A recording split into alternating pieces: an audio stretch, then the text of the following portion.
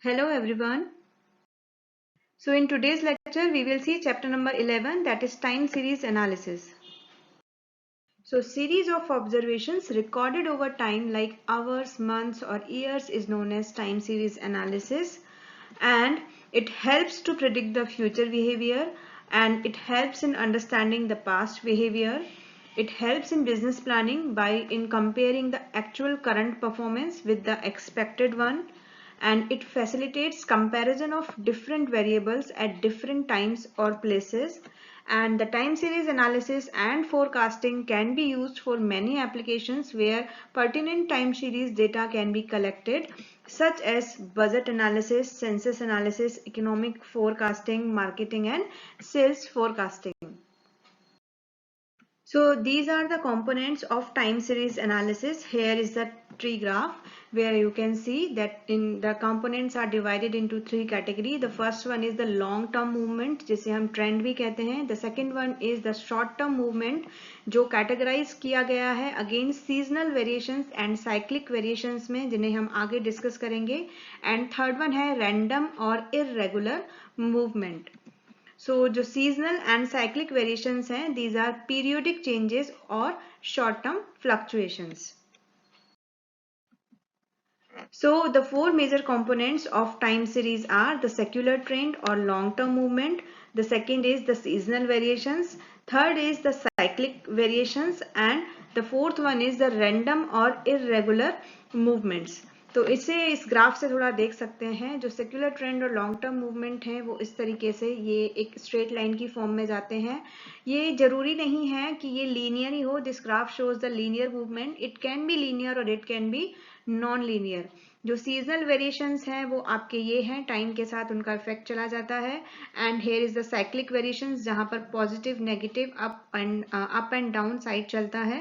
And the fourth one is the random जहां पर कोई फिक्स कोई उनमें पैटर्न नहीं होता. तो this one is the random और इरेगुलर मूवमेंट्स. सो फर्स्ट जो कंपोनेंट है that is secular trend. Capital T से इसे हम डिनोट कर सकते हैं.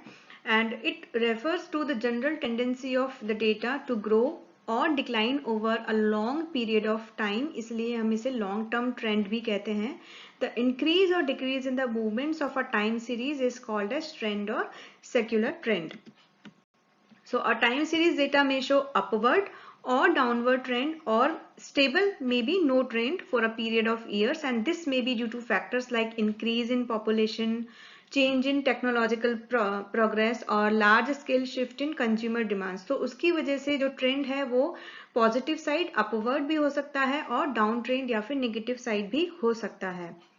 सो for example population increases over a period of time, so वो अप ट्रेंड में जाएगा, अपवर्ड ट्रेंड में जाएगा. The second is like production of goods on the capital market of the country increases over a period of year. So ये हो जाएगी. These are the examples of upward trend. Sales of a commodity may decrease over a period of time because of the better products are available in the market. So this will be an example of declining trend or downward trend. And the production of a commodity in a factory for some years is same, means वहाँ पर कोई change नहीं हो रहा है, constant है. So there is no trend, neither an upward nor a downward trend. So then this kind of time series is called with no trend. So इस figure से आप देख सकते हैं टाइम के साथ जो फर्स्ट एग्जांपल्स थे ये अपवर्ड ट्रेंड में जा रहा है. जो एक्स है वेरिएबल है वो बढ़ता जा रहा है टाइम के साथ. This shows the downward trend या नेगेटिव साइड भी बोल सकते हैं, negative trend. And this one is no trend, means constant है, कोई वेरिएशन नहीं है. The second component is the seasonal variation जिसे हम कैपिटल एस से डिनोट करते हैं. So ये क्या होते हैं? These are the short term fluctuations in a time series which occur periodically in a year. इनका एक पीरियड होता है, एक साल में होते हैं. So this continues to repeat year after year. Here the period of time may be monthly, weekly और hourly. क्योंकि ये एक साल के अंदर हम उन सीजन के बारे में बात कर रहे हैं, तो ये इसलिए हम मंथली, वीकली, आवरली बात करेंगे. मोर देन 1 ईयर के बारे में बात नहीं करेंगे. So seasonal fluctuations occur in a time series due to the two factors. The first one is the natural forces, जिसके अंदर आते हैं आपका rainfall, humidity and heat. The second one is the man-made conventions. तो अगर first factor की बात करें तो more woolen clothes are sold in winter than in the season of summer. More ice creams are sold in summer season than in winter season. And like sale of umbrella and raincoats increases in the rainy season. तो ये season की वजह से changes आते हैं trend में. तो ये हुए नेचुरल फोर्सेस की वजह से. ओके. एंड मैनमेड कन्वेंशन में क्या होगा? दो nature is primarily responsible for seasonal variation, जैसे आपके rainy season, summer season and winter season आते हैं in time series, but customs, traditions and habits also have their impact, so they come in the category of man-made convention. For example, like on occasions like Diwali, Holi, जो भी आपके festive season होते हैं, there is a huge demand for sweets, clothes and other things, and there is a demand for books and stationery in the first few months of the opening of school and colleges. तो इस type के जो भी trends आते हैं वो आपके आते हैं man-made convention में. नेक्स्ट आता है आपका साइक्लिक वेरिएशंस, डिनोट करते हैं कैपिटल सी से. So variations in a time series which operate themselves over a span of more than 1 year. ये बहुत ध्यान देना है. मोर देन 1 ईयर है then we are talking about the cyclic variation. And within a year, एक year के अंदर जब हम मंथली वीकली के रिस्पेक्ट में बात करते हैं तो वो आपका आता है seasonal.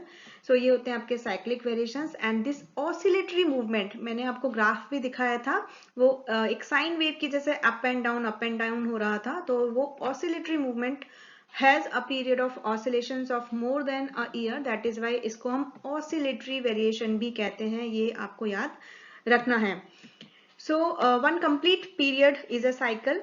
So this cyclic movement is sometimes called as the business cycle, and it has 4 phases like prosperity, recession, depression and recovery. So ये आप ध्यान से देखेंगे तो एक साइन वेव जैसा बन रहा है. दिस इज वाई ये एक ऑसिलेटरी मूवमेंट, इसको ये ऑसिलेटरी वेरिएशंस बोलते हैं. ये इसका पीक है, नीचे जाएगा तो रिसेशन आएगा, एंड यहाँ से ऊपर जाएगा तो रिकवरी होगी. तो इस तरीके से इसके ये 4 फेजेस हैं. ऑब्जेक्टिव टाइप क्वेश्चन में पूछा जा सकता है. So next component is the irregular variation, denote करते हैं कैपिटल आई से. So it is also called erratic, accidental or random variations.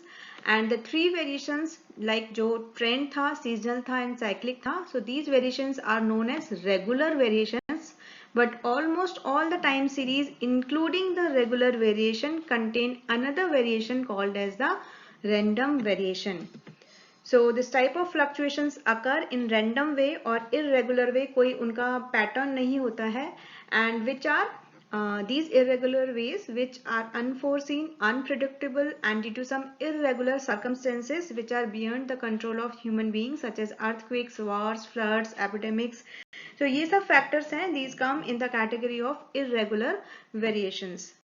So next is the time series model, and इसे हम YT से denote करते हैं. So YT in a time series can be expressed as the combination of factors and that can be attributed to the various components. So ये components वही आपके 4 components हैं, ठीक है. And these combinations are called as models. तो इसमें 2 model आते हैं, additive model and multiplicative model. So additive model is based on the assumption that at any time t the time series value YT is the sum of all components जो आपके थे trend T, seasonal S, cyclic C and irregular I. So according to the additive model, the time series can be expressed as Y of T is equal to T plus C plus S plus I. यहाँ पे T tends to time है. Simple way में आप T plus C plus S plus I लिख सकते हैं. Where T is the trend value, C is the cyclic, S is the seasonal and I is the irregular variation with respect to time. The second is the multiplicative model. So according to this model, जितने भी ये components हैं, 4 major components, ये कहाँ आ जाएंगे? Multiplication की form में आ जाएंगे. Simply you can write in this way.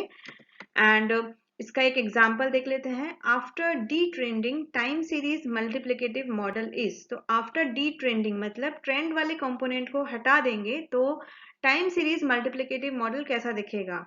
तो ऑफ कोर्स जब यहाँ पर ट्रेंड टी हटा देंगे तो बचेगा क्या? SCSI। तो हमारे पास ये टी वाला नहीं आएगा, ऑप्शन बी नहीं रहेगा, ऑप्शन सी भी नहीं होगा, एंड ऑप्शन ए हमारा हो जाएगा आंसर। ठीक है, सो नेक्स्ट आते हैं ट्रेंड मेथड्स पे। तो पहले डिस्कस करते हैं सेक्युलर ट्रेंड मेथड्स को। उसमें फर्स्ट वन है graphic or free hand curve method, the second one is the semi average method, third one is moving average method, and fourth one is method of least square. So आपके recently जो last year exam हुआ था वहां पर method of least square से एक काफी अच्छा क्वेश्चन आया है, and method of semi average and moving average से भी मैंने यहाँ लेक्चर में न्यूमेरिकल्स पूरा सॉल्व करके बताया है फॉर्मूले के साथ। So these three methods we will discuss in next lecture. यहाँ पे हम graphic or free hand curve method देख लेते हैं। So we take time on X axis, जैसा कि नॉर्मली हम ग्राफ पेपर पे लेते हैं, एंड वेरिएबल और data on Y axis, and then we make a smooth hand curve जो भी आपके पास डेटा दिया हुआ है। As we draw the curve through eye inspection, that is why इसको हम आई इंस्पेक्शन मेथड भी कहते हैं, जस्ट ऑब्जेक्टिव टाइप क्वेश्चन में आए तो। एंड इस तरीके से इसमें क्या होगा, आपको एक टेबल एक्स और वाई का वैल्यू दिया होगा, एंड इस तरीके से ये आपको बताएगा कि ये तो ट्रेंड लाइन है जो स्ट्रेट लाइन है, और जो नॉर्मल एक्चुअल डेटा है उससे जब हम ड्रॉ करते हैं तो इस तरीके से आपका ग्राफ आता है। तो बस जस्ट एक टेबल की फॉर्म में देकर आपसे मेथड का नाम पूछा जा सकता है, या फिर ये फिगर देके कौन सा मेथड है ये पूछा जा सकता है। एंड ये तीन मेथड हम डिस्कस करेंगे नेक्स्ट लेक्चर में न्यूमेरिकल्स के साथ। तो this is all about lecture 23, and next lecture में अगेन हम देखेंगे टाइम सीरीज एनालिसिस, जिसके अंदर बाकी बचे हुए जो टॉपिक्स हैं वो डिस्कस करेंगे। Thank you.